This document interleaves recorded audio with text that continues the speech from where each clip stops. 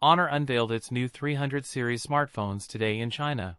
The lineup includes 3 models, such as the Honor 300, 300 Pro, and 300 Ultra. Honor 300 Ultra will come in Camilla White and Ink Rock Black shades. Honor 300 Ultra feature a 6.78 FHD plus OLED screens that offers a 120Hz refresh rate and an in-screen fingerprint sensor, and peak brightness of 4000 nits. Honor 300 Ultra feature the flagship Snapdragon 8 Gen 3 chip and offered up to 16GB RAM and 512GB storage, and run Magic OS 9.0, also includes AI features. The Honor 300 Ultra come a 50-megapixel main camera, 50-megapixel telephoto cameras, and a 12-megapixel ultra-wide. Honor 300 Ultra powered by 5300 mAh battery with 100W wired and 66W wireless charging. The phone has also been feature IP68. Honor 300 Ultra 12GB plus 512GB price 4,199 yuan. That's it for today's video. If you enjoyed it, don't forget to like, comment, and subscribe for more content. Thanks for watching, and I'll see you in the next one.